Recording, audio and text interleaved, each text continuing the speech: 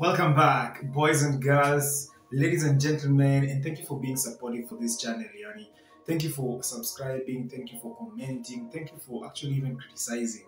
It's something that we always look forward to. So today I want us to talk about the questions that you guys have been asking us because of the wedding series that we've done.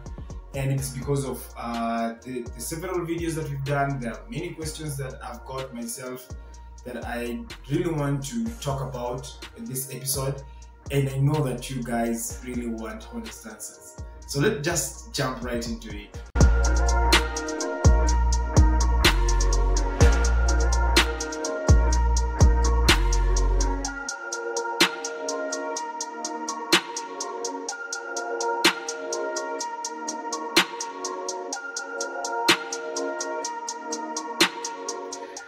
You guys are bold, man. I'm just going to, there are a couple of questions I've actually collected, so those are the ones I'm going to respond to. And let's just jump right into the first question I'm going to ask. Must you wear a white wedding with a tuxedo or any other thing when you want to do a wedding? Because some people have a problem with that. I don't know how to answer that question, but I feel like you can actually wear whatever you want, you know. It can be a traditional type of whatever dress you want.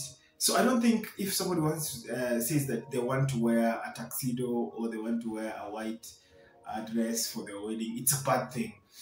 And there are people who are saying, oh, those are colonial things that you're actually doing. I understand where you're coming from, but you know what?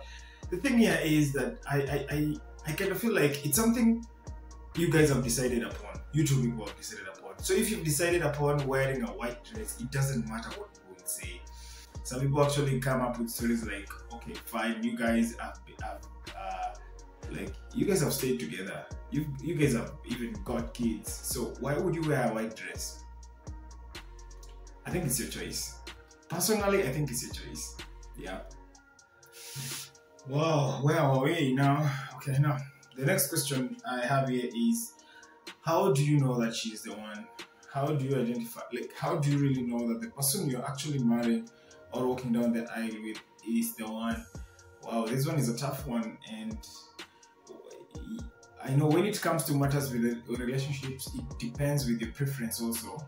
You cannot actually say that the feelings that God puts inside you and are fake or any other thing that like you can ignore them. You have to have a preference.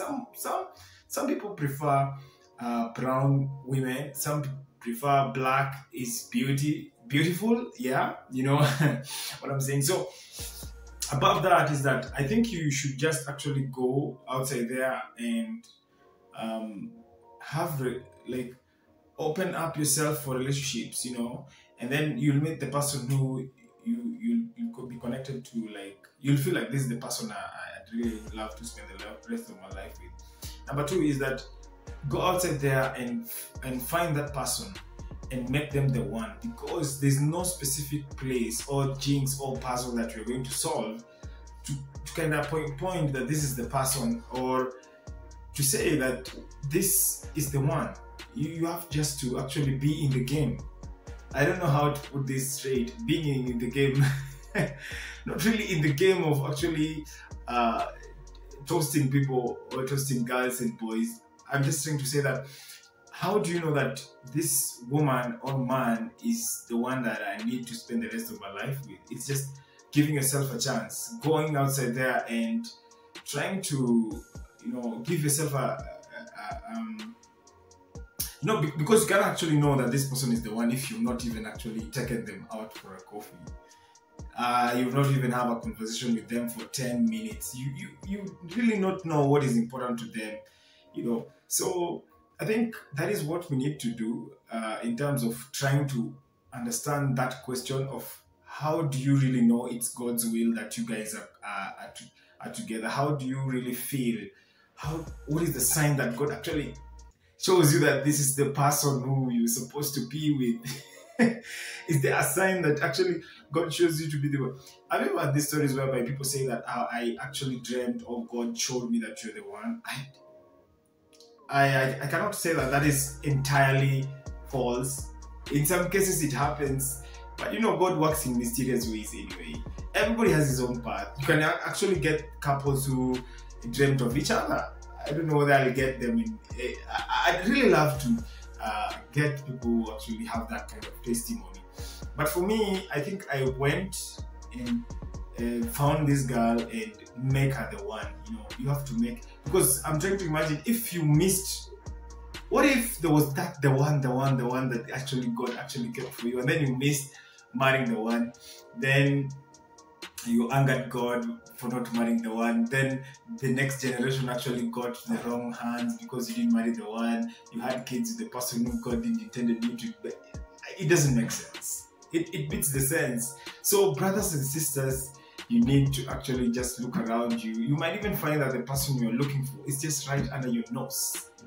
Yes, about people saying that actually God has shown you that you're my spouse, and this is my opinion. Basically, like, this is my opinion. You can actually attack me right after I've finished. If somebody comes to you and say that God actually directed me to you, then I think God also has to talk to you, because you're a son or a daughter of God. So I cannot say that God talked to me and then left you out. I don't know how that logic works anyway, but I think God has to talk to you, and the same talks to me. And then now when you say, oh yeah, God talked, okay, yeah, I feel like God talked to me too. Something like that, you know. God cannot actually throw confusion in your heart and throw everything other thing, like all the chaos and I don't know. So, you know, that can be a very confusing thing. You can imagine when somebody comes and insists that God actually talked, showed me that you're the one I'm going to marry, and then you don't have any idea. It is kind of confusing and it is chaotic for me. Like, at that moment, I don't know what I can say. But I don't know what lines do people use. I mean, if you get a guy who comes to church and say, praise the Lord, sister. God showed me that you are the one that I'm going to marry, and then you'll be like, all right. So, this question, this one is another one. Is it really important for me to actually get married and, you know, in a church wedding, because we are happily married and we have not done a wedding? So is it really necessary for us to actually go to church and have a church wedding? Because for us, we feel like we're happily married and there's no problem, we're doing well and everything is going well. Okay, well, my answer to that question is, I'll just go direct, because I am a believer and I know that whatever you're doing, you have to involve God. So in your marriage, you can be happily ever after, but the fact that you actually didn't dedicate yourself on the altar before man and God, then you didn't involve God. You understand? So I feel like sometimes it's about going to the altar and actually dedicating yourself to God, the author of love and marriage. You know, that is the first institution actually God created, and it is the other one. It looks how important it is. So I think going just before God and actually saying that I'm taking this woman, I'm taking this man, and before God and man, I'm not like, there's no tricks that you're going to play on each other here. I'm taking this person legally, and the world should know about it. I think that kind of a thing is the most important part of doing a church wedding. And the fact here is, you should know that the church wedding should not be a big ball wedding or any other thing. It can be as simple as just one Sunday after the service, you guys are going to get dedicated there on the altar, and things are going to get done as soon as possible. You exchange your vows, and people will be happy for you guys, and we will be witnesses. Okay, somebody asked, I think this is the last question, I don't know how many minutes I have, that is it a must that, right? Is it a must, you guys, marriage life, is it a must? Do you guys fight? Do you guys mnakosananga kweli? Yeah, we do.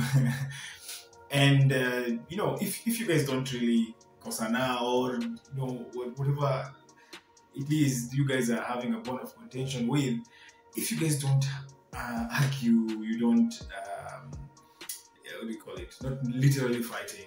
You disagree on many things, then you don't care about also many things. If you guys are just smooth all the way in every other thing, I believe that you don't care about many things, because the reason for people to argue or even fight or even disagree is because they care about certain things. They needed it to be done right. I wouldn't really want to argue with my spouse if I didn't stand my ground and think that whatever we want to do is the right thing. And also she's saying, okay, fine, my way is the right way, your way is not the right way. So we have to come to a consensus. We have to disagree to agree, so that we can actually pick the best thing to do, or the best way forward. So I think agreeing or disagreeing is a normal thing, and sometimes also it is, for me, sometimes it is fun. I don't know how to put it, but arguing, I sometimes miss to argue with her. I don't know how it is. Married people can actually attest.